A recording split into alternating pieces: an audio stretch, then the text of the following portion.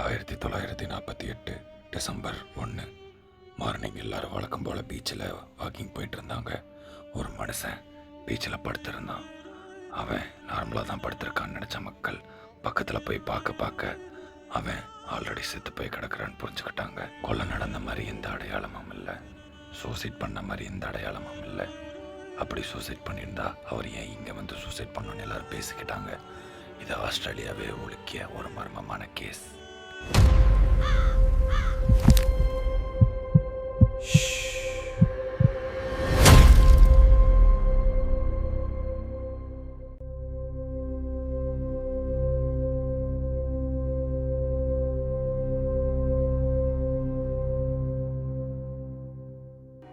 இன்னைக்கு நம்ம பார்க்க போறோட கேஸ் நேம் சம்மர்டன் பீச். இந்த சம்பவம் நடந்ததுக்கப்புறம் பொதுமக்கள் எல்லாரும் கொஞ்சம் பயந்தாங்க. அதே டைமுக்கு போலீஸும் வந்தாங்க. பாடியை செக் பண்ணாங்க. அவங்க கிட்ட பர்ஸ் எதுவும் இல்லை, ஆதார் அட்டை அதாவது அடையாள அட்டை எதுவுமே இல்லை. ஆனால் ஒரு ஒரு மிஸ்ட்ரியான விஷயத்தை பார்த்தாங்க. அவங்க சட்டையில் இருக்கிற லேபிள் யாரோ கட் பண்ணி எடுத்திருக்காங்க. கொஞ்ச நேரம் கழிச்சு போலீஸ் அந்த இடத்துல இருந்து பாடியை எடுத்துட்டு ஹாஸ்பிட்டல் கொண்டு போனாங்க. ஹாஸ்பிட்டலில் ஒரு அதிர்ச்சியான விஷயம் தெரிஞ்சுச்சு.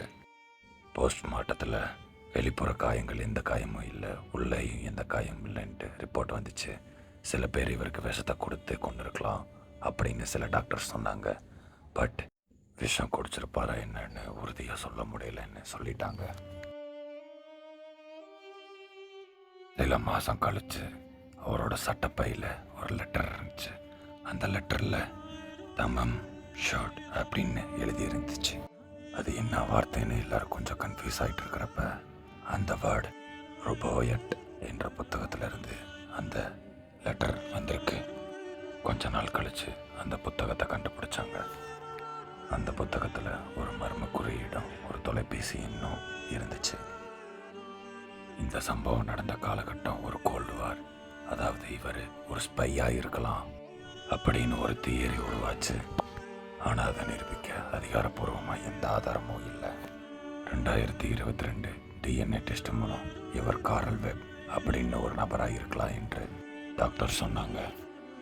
இந்த கேஸில் இப்போ வரைக்கும் எந்த அதிகாரப்பூர்வமான பதில் கிடைக்கவே இல்லை.